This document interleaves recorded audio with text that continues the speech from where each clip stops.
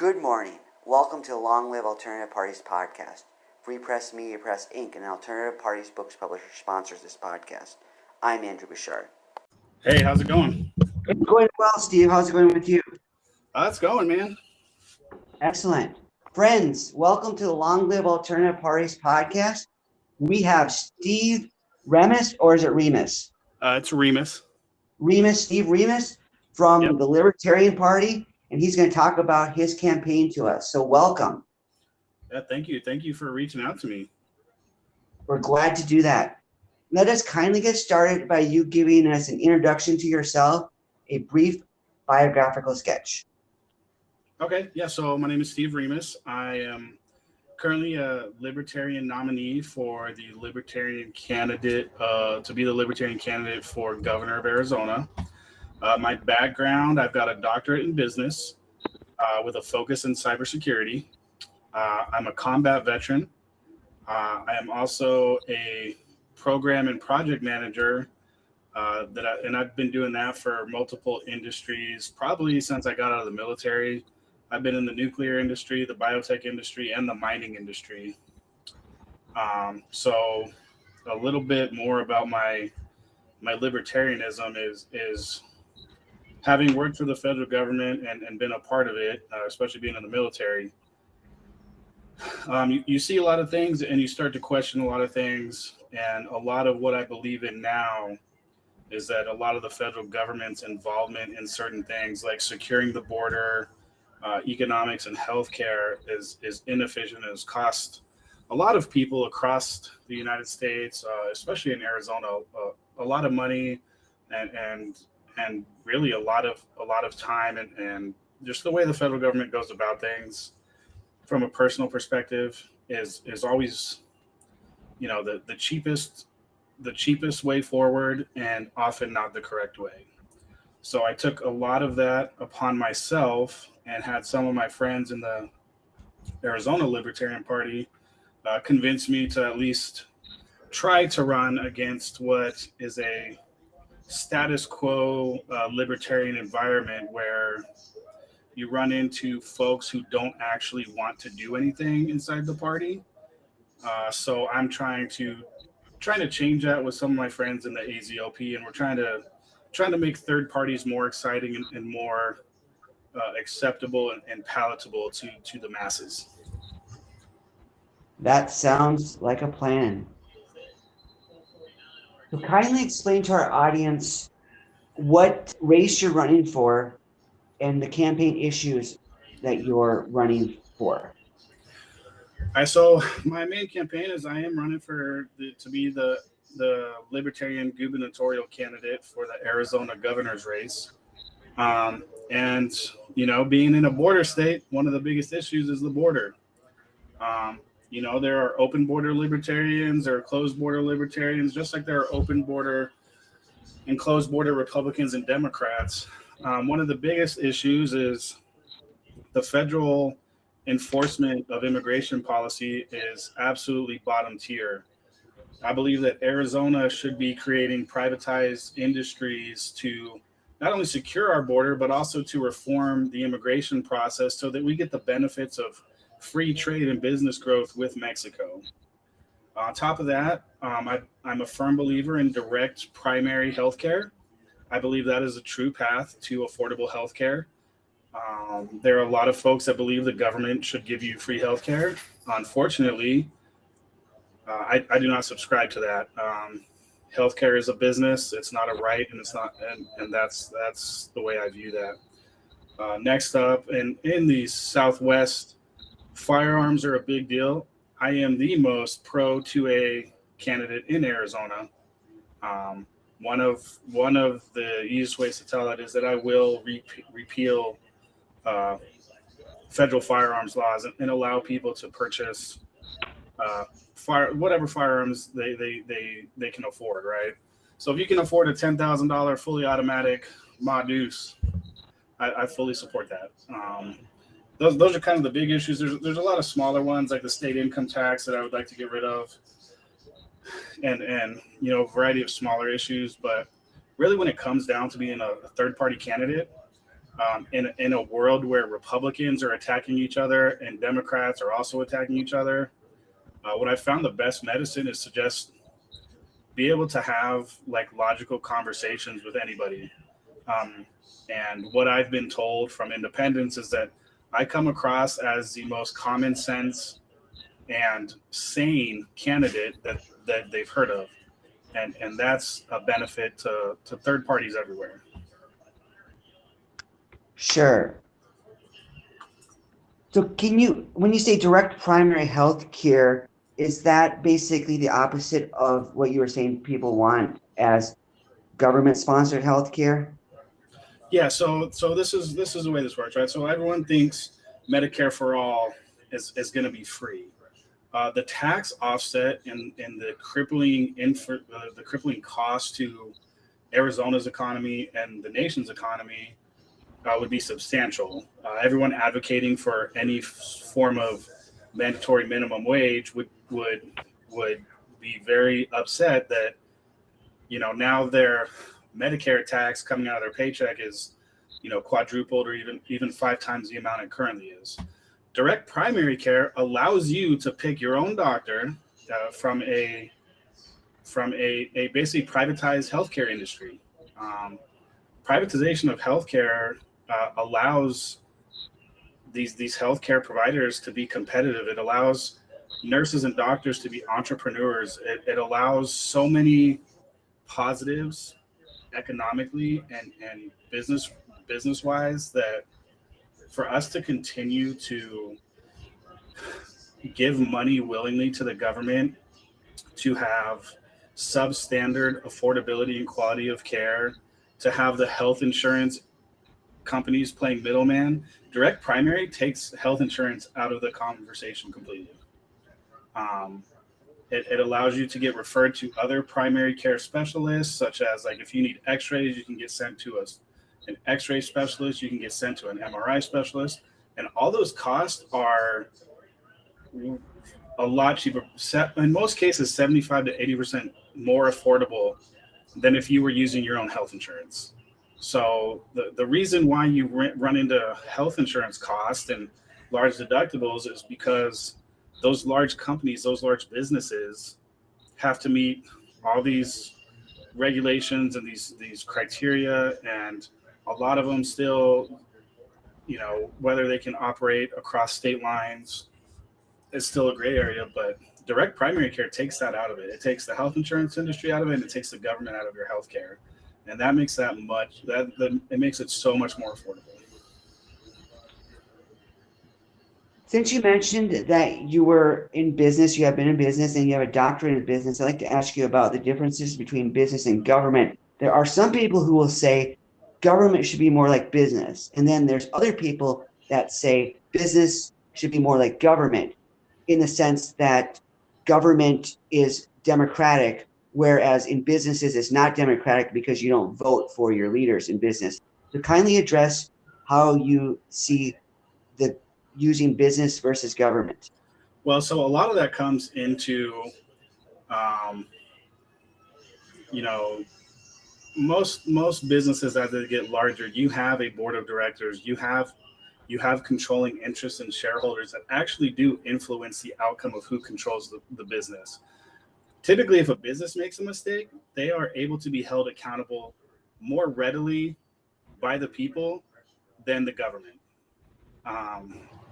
The government has a history of infringing upon civil liberties, and that includes politicians. And you're in a nation state now where these politicians act like they are gods among the people, that they are impervious to anything, right? They get away with insider trading, they get away with human trafficking, they get away with everything. In business, from a business standpoint, you are much held accountable by the people because your reputation as a business and as a leader is on the line every day. The government hasn't had a positive reputation in probably close to 100 years now. So, and that comes from the fault of the American people not being willing to hold their politicians accountable. You see it a lot in the last year and a half of even school boards just running roughshod over individual liberties, and people not being brave enough to stand up and confront. Even the local politicians act like they're gods among men and women. And so you don't typically see that in the business format. So you would say it's responsibility as citizens to hold the government accountable and not be apathetic and let them do what they want, right? It's absolutely written in the Constitution that when our government isn't doing what we want, we need to be brave and take control of our government. So yes, I believe the people should be a lot more upset. And nowadays it's hard to tell because you have so many people that are on one side or the other of whatever issue, and they have no will to compromise. Or at least that's the way the media and the government would have you believe, right? So the big issue you run into with business and government is, well, what businesses are, either being coerced by the government or involved with the government forcing, bad policy and bad ideas. A lot of people rage against big tech and well, they're a private business and they shouldn't be doing this. The issue you run into there is once a business starts collecting government money, that's no longer a private business. That's a public interest of the government, and they've lost their right to protections. So, there's a lot of intricacies that have people believe that everyone in America is so polarized. What I've learned from talking to people and crossing lines and talking to Democrats and independents and, even some fairly right-wing extremist folks is a lot of people are just sick and tired of the status quo. But that comes at the cost of realizing that Americans have been lazy in holding their politicians accountable. Americans have been lazy on economics and letting the government dictate how successful the country can be. Anyone that advocates for any president that spends $4 trillion or $8 trillion in less than 4 years is not someone that supports the continued existence of the United States. In Arizona, at least on my campaign, I advocate for a free and independent Arizona where we have our own separate economy that is protected from the bad decisions of the national economy. And there's intricacies involved in everything. But the government being involved in any business is basically the way that the government has coerced the mainstream media and everything into doing their bidding. If it's not proprietary, kindly explain your campaign strategy. How are you going to reach out to the citizens of Arizona? So a lot of it is based on, we know that if we collect paper signatures, we will get sued over and over again by the Republican Party. So we are trying to gather our signatures digitally because those are instantly validated with voter ID and driver's license information. It's unfortunate that has to be done because it's a little harder and a little more difficult. But we do a lot of in-person events. A lot of people are sick and tired of going somewhere and being talked at by candidates. I go to everything from actual Libertarian Party events to, medical freedom rallies to I've been to a bunch of small town rodeos in Southern Arizona. And I know that if I get past the Libertarian primary, I have most of rural Arizona behind me. I am the most rural candidate that actually supports the work ethic and the mindset of, in order to be successful in Arizona or in order to be successful in America, you have to work. And that's the bottom line. If you want things to come your way, if you want to generate and manifest positive things, you have to put forth that positive work ethic. And that's basically the message we put out is, we tell people, even Donald Trump was a bad president. Joe Biden is worse, but Donald Trump was pretty bad. Obama was pretty bad. George Bush was pretty bad. It's that conversation of Americans not holding even their local representatives accountable, their local mayors, their local city council. Here in Tucson, where I live, our city council has allocated $14 million to repairing roads. I think almost every year, every other year for 10 or 12 years, there hasn't been a single road that is decent. So it's things like that that people need to actually go to the ballot for and not buy into the two-party narratives. But everybody, including the local media and the local parties, will shove so much money into their campaigns that you can't get away from it. And that falls on citizens to you just have to know better. You just have to be able to actually go and read. With the amount of information that's on our fingertips now, if you just hop on Twitter or Facebook and you reshare and retweet and you put no individual thought or research into something, you're essentially useless as an American. And to the point where I would even consider you not to be a true American because you're not doing your due diligence as a citizen. I heard you mention medical freedom. Kindly explain in more detail what you mean by medical freedom. Medical freedom means if a business doesn't want to mandate its workers to get a shot, they're free to do that.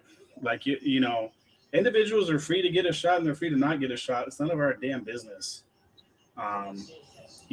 Especially with the climate nowadays. If you've done any research into coronaviruses, there's never been a vaccine for them. There's never been any way to mitigate a lot of their symptoms.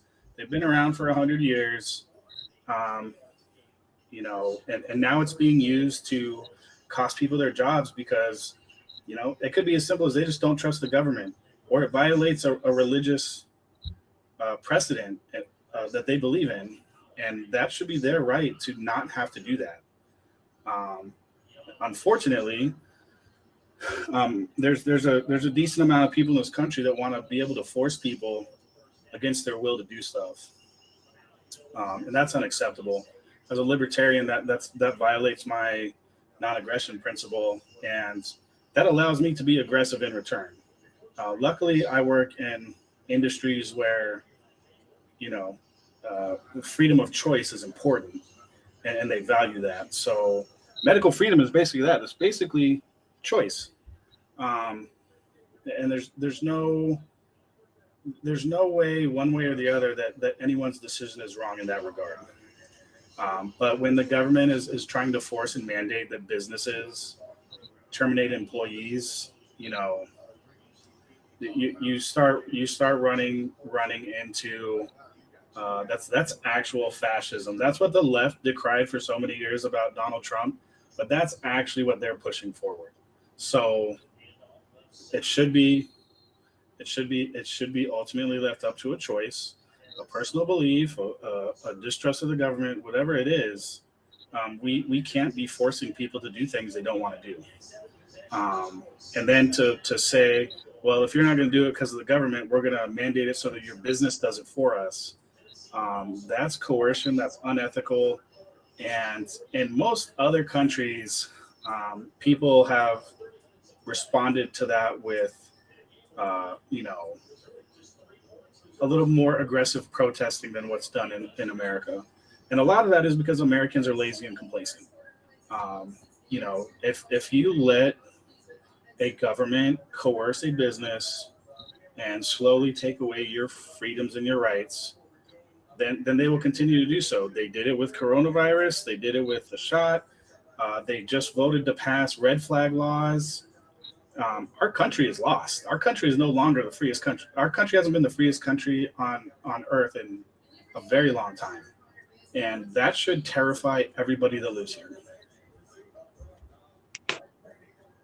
So given how you view the state of Americans as being lazy, how do you plan to motivate them to overcome that laziness? So you have to have you have to have a mission and something that people believe in, right? And a lot of that is talking to people and pointing out where we've gone wrong. I'm just as guilty as everybody else for not holding my local representatives accountable, right? Whether it's your county board of supervisors, whether it's your local alderman, whether it's your city council or your mayor. There are things that have been done in the past where, people should have been more alert and I think now that conversation is it's a lot easier to have with people because you have more recent examples at a national level of how broken and corrupt the actual federal political system is. A lot of people, at least in Arizona, really support the idea of a free and independent state, right? Arizona 105, 110 years ago was, before the federal government really started moving over here, was an anarcho-capitalist society. It functioned great. We got along with the Hispanic cultures. We got along with the Native American cultures. It wasn't until the federal government got involved where a lot of the colonizer, mass murdering, mass genocide of natives really took over. So starting to talk about these things and let people know hey, a free Arizona has a lot of positives over negatives. It allows us to return promises made by the federal government to the natives. It allows us to bolster trade and better business along the southern border, which helps southern Arizona. It's just highlighting the positives versus what everyone has been told by the media are the negatives, right? Everyone's like, oh, the immigrants are coming to take our jobs. I have not met a single person that has lost their job to an immigrant. If you wanted to start a landscaping company, then you should do that. If you wanted to, start a cleaning company, then you should have done that. But what I see, and this is being from down closer to the border, is they come up here with a more entrepreneurial American spirit that most Americans have. And that's really hard for a lot of people to stomach is, hey, I tell people all the time, I work 2 full-time jobs. And I would work a third full-time one if I could figure out how to squeeze those hours in, right? But ultimately I need to sleep at some point, so it's not really realistic. But there's people I know that work three jobs. Americans have lost the actual spirit of America, and the important part of getting them to realize that is to have that conversation. And so far, nobody has disagreed with me. So that's the scary part. Is a lot of people realize it, but they don't want to do anything about it. So when is a primary election for you? My primary election is August of 2022. So I have time. We have signature requirements we have to gather and all kinds of stuff, and so that's what we're working on currently is getting all those signatures and getting them validated, and running across the state every few days to meet people and just really get people's concerns. Mostly everybody has the same concerns. Mostly everybody doesn't like what's going on in the Republican Party or the Democratic Party. The only big problem is we don't fundraise enough to probably be super competitive against the 2 major candidates from both parties. You're talking, they've already, I think the main Republican candidate who's probably going to win their primary, I think last time I checked, she's already up to like $250,000. And, we just can't, as a third party, we can't compete with that. So we have to rely a lot more on individuals spreading the message also. And that's sort of the issue we run into is even with social media and everything, we just have to figure out a way to overcome that in an affordable way that allows us to be competitive as a third party. So would you say the best way to support your campaign is to donate and spread the word? Honestly, I work 2 jobs so I can pay for my campaign. I don't want people's money. Okay. I would rather people spread the word. I would rather people in Arizona or people that know people in Arizona say, hey, this guy wants to upend the major party system, right? Go read his policy standpoints, go talk to him, go do whatever. I'll talk to anybody. I'll meet anybody anywhere. With technology, I can talk to anybody at almost any time. But really just communicating the message is the important part. And the hard part, especially being a libertarian, is other libertarians want to do and try to gatekeep you as a candidate. It happens in the Republican Party. It happens in the Democratic Party. And libertarians have decided that they also want to do that. Luckily for everyone involved, I don't like being told what to do, and I will put people right back in their place. So it's been interesting seeing libertarians react in that manner. But really, it comes down to, if you are an independent, a libertarian, Green Party, we have the Patriot Party here in Arizona, whatever. If you want things to change, I am the guy that can change them. The guy I'm running against in the Libertarian primary, he's friends with every Republican candidate. He's been around for 25 years. He's part of the system. I'm not. I woke up one day, my friends convinced me to do this, and here we are. Sounds great. So we want to thank you for coming on the podcast and talking about your campaign and your political activities. Yeah, absolutely. No, again, thank you for having me on here. Like I said, I'm always happy to talk on podcasts and spread any sort of message against the major party system. It's been said by many founding fathers that once the 2-party system had control, we would lose our country. So we need to do more to upend that and to course correct if we all want to still continue to be a United States of America. There's a lot more talk about a national divorce and states leaving the union. That comes with a bunch of positives, but it also comes with a lot of challenges. And my goal would be to prepare the state of Arizona. If other states started doing that, my goal is to prepare the state of Arizona to be ready to do that. It's not to actually do that, but it's to be ready in case the federal government continues to violate the rights of citizens across the country.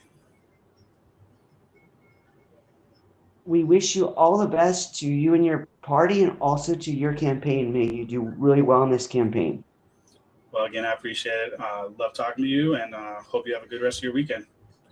You too. Bye now.